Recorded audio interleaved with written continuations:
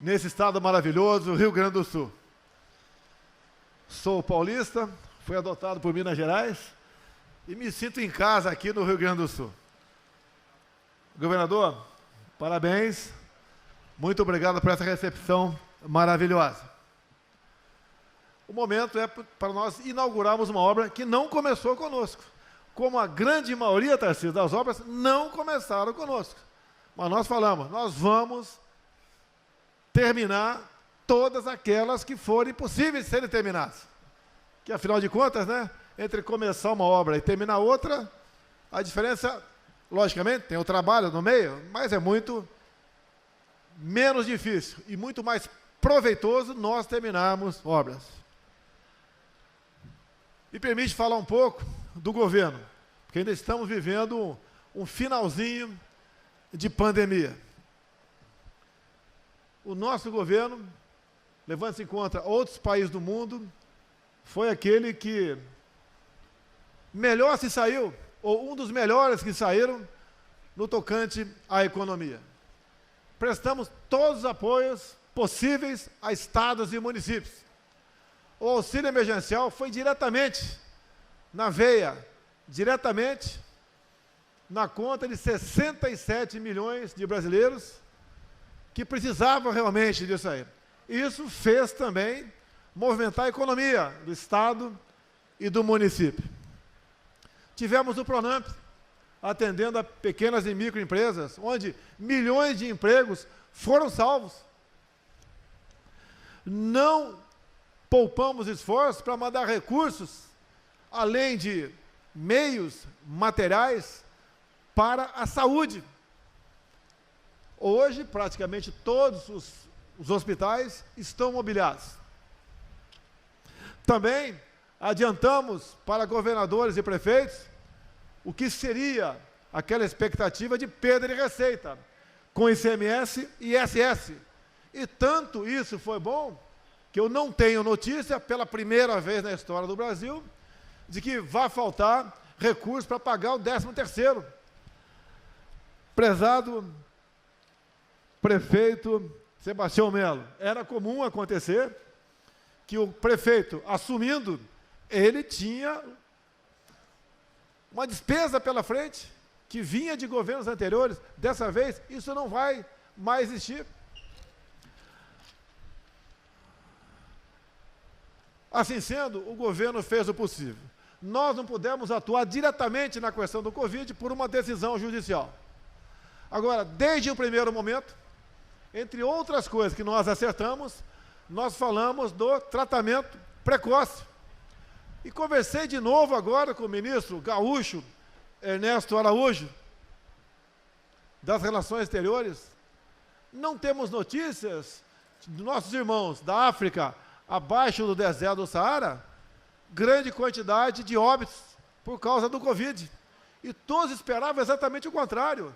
A pessoa com alguma deficiência alimentar, pessoas mais pobres, fossem ser, em maior quantidade, vitimadas. E não foi. Por quê? Porque elas tratam o que há, muito infelizmente, né, a malária. E o elemento chegava com malária e Covid, e era tratado com hidroxicloroquina, e ficava bom. Precisa ser muito inteligente para entender que a hidroxicloroquina serve para as duas coisas? Não precisa ser muito inteligente, isso é coisa óbvia. E aqueles que me criticavam, não tem comprovação científica? Sim, sempre disse que não tinha. Mas é um remédio usado há 70 anos no Brasil, para malária e para lúpus. Por que a politização disso? E olhem só, o Brasil começou cada vez mais, vencendo alguns obstáculos daqueles que negavam a hidroxicloroquina, cada vez mais que o número de óbitos por milhões de habitantes, o Brasil cada vez mais vai para baixo. É uma prova que deu certo. E nós evitamos um colapso da economia.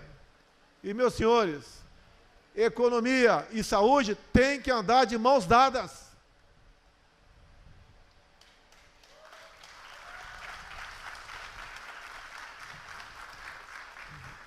E prezado Alceu Moreira, cadê o Alceu? O campo não parou. Tivemos um aumento anormal e alguns produtos, como óleo de soja, arroz, Heinz. O arroz aumentou, Heinz. Agora, é melhor ou menos ruim ter uma inflação do que um desabastecimento. Se o homem do campo tivesse ficado em casa, seria um caos no Brasil. E nós sabemos que a fome é uma péssima conselheira. Parabéns aos homens do campo. Parabéns à bancada parlamentar da agricultura. A ministra Tereza Cristina tem feito um trabalho excepcional na agricultura. Parabéns à bancada da agricultura, que ela que indicou a Tereza Cristina para ser ministra. E como é bom ter um time de ministros que realmente entendem, são capacitados e trabalham para o seu país. Vocês viram um pouco aqui do nosso capitão Tarcísio, o que ele falou. Ele tem na cabeça não só as questões que envolvendo obras federais, bem como estaduais também. Tem uma mente privilegiada e tem colocado isso em prol do desenvolvimento do nosso país, apesar de cada vez mais, pela lei, ou melhor, pela emenda da construção do teto, nós temos menos recursos. Parabéns ao nosso Exército Brasileiro, que tem trabalhado em várias frentes do Brasil. E não é só em frente de trabalho. Em quaisquer situações críticas que o Brasil se enfrente, tem ali as Forças Armadas, tem a Marinha, tem o Exército, tem nós para trabalhar, como na questão da queda de energia lá no estado do Amapá. No dia seguinte, o nosso ministro, Almirante Bento Albuquerque, entrou em campo, criando um gabinete de crise e indo para o estado do Amapá, juntamente com o presidente do Senado, Davi Alcolumbre, e fez o teu trabalho. Mas quem primeiro botou a mão na massa lá, obviamente, além dos funcionários, foi o nosso Exército, com geradores que tinham, né, nas suas unidades, cedendo para o Estado, e também a nossa Marinha, e logo depois a nossa Força Aérea transportando de aeronaves KC-390 ou Hércules, geradores de Manaus. Uma restauração que estava prevista ocorrer em 60 dias, em 3 semanas foi resolvido, com a participação, obviamente, de ministros como o Desenvolvimento Regional, o Marinho e da Defesa, que é o general Fernando.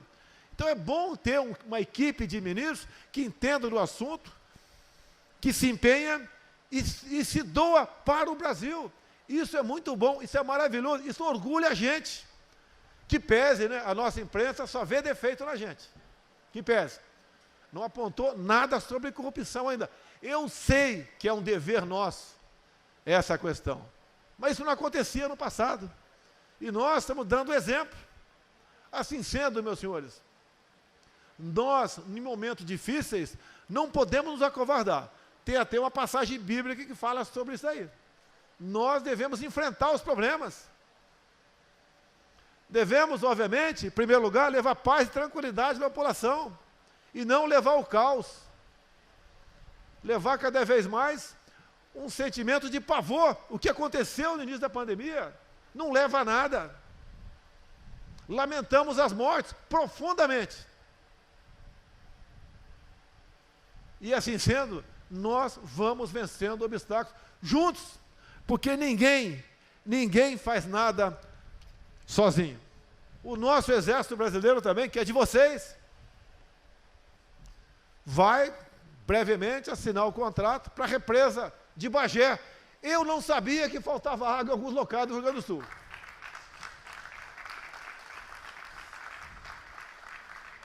E o nosso Exército faz esse trabalho também. Foi um contato que foi feito rapidamente com o Divaldo Lara, que voou comigo de Brasília para Bagé, num evento que tínhamos lá, que nos trouxe problema. Imediatamente, em voo mesmo, entrei em contato com o João Fernando, ministro da Defesa. Ele entrou em contato com a unidade militar aqui do Rio Grande do Sul, de engenharia. Pousando, já tínhamos uma resposta para dar para o prefeito, que seria possível fazer. O Exército tinha condições técnicas para fazer. E se não tivesse nenhuma outra burocracia, faríamos a obra. E praticamente todas as barreiras voltadas para a questão ambiental foram superadas. O Exército também concluiu o 63. Foi o Exército? Foi, né? O Exército concluiu o 63, prezado Alceu Moreira. Tu que é o cabra do campo aí. Tá? Em época de chuva, para escoar a produção do Centro-Oeste, essa não conclusão de uma obra da BR-63 atrasava em até uma semana. Olha o transtorno, o custo disso para chegar nos portos foi resolvido em 3 meses pelo Exército Brasileiro, porque tinha que ser resolvido em 3 meses, porque era o período que não tinha chuva na região. E essa obra, meus senhores, começou com o governo Geisel, lá nos anos 70. É uma satisfação para a gente trabalhar dessa maneira.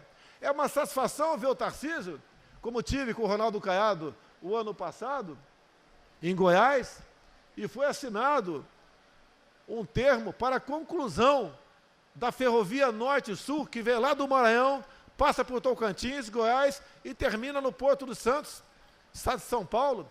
E a previsão que era para concluir em 22, olha para cá, Tarcísio, vai concluir ano que vem? Vai concluir o ano que vem. Junho, metade do ano que vem. É bom trabalhar assim quando todo mundo quer realmente cumprir a sua missão. Também o Tribunal de Contas da União tem sido excepcional para conosco.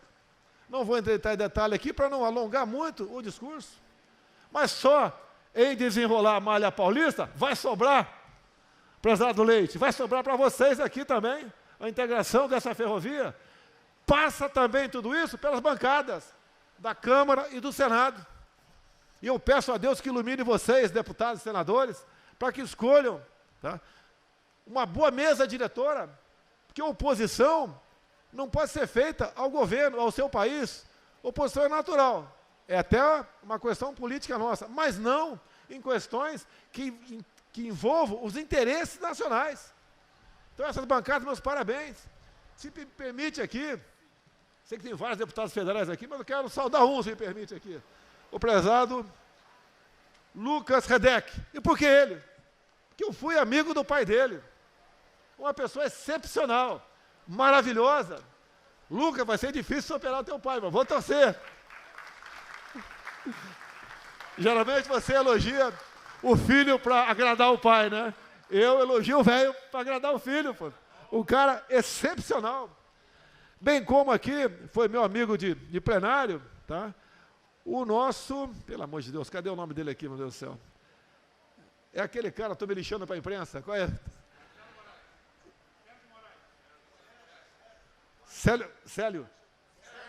Sérgio Moraes. Parabéns ao filho dele também, que tenha sucesso na política.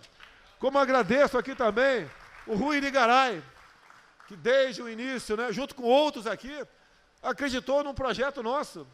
Peço a Deus que possa realmente entregar no futuro um Brasil muito melhor do que aquele que recebi em janeiro do ano passado.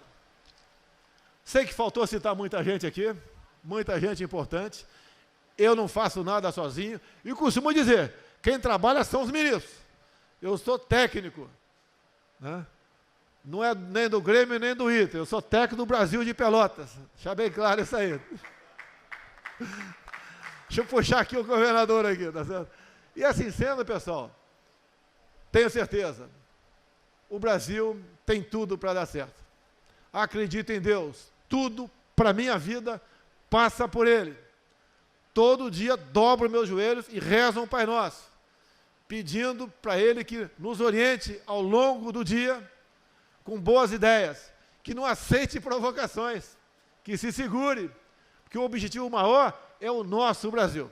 E por último, por ser os mais importantes, os nossos operários aí de laranja e azul. Muito obrigado a vocês.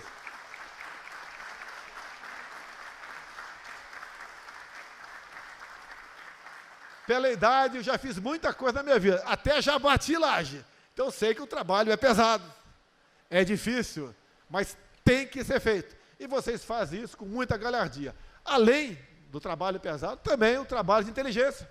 Temos uma engenharia ímpar. Quem diria fazermos a ponte Rio-Niterói? Lá nos governos Costa e Silva, quando tudo começou. Então vocês estão de parabéns. Muito obrigado por existirem. Muito obrigado pelo trabalho, pelo empenho e pela dedicação. Vocês realmente são exemplos para todos nós. Pessoal do Rio Grande do Sul, muito obrigado a vocês. Até uma próxima oportunidade e que Deus abençoe a todos. Agradecemos a presença das senhoras e dos senhores e damos por encerrada esta solenidade. Muito obrigado.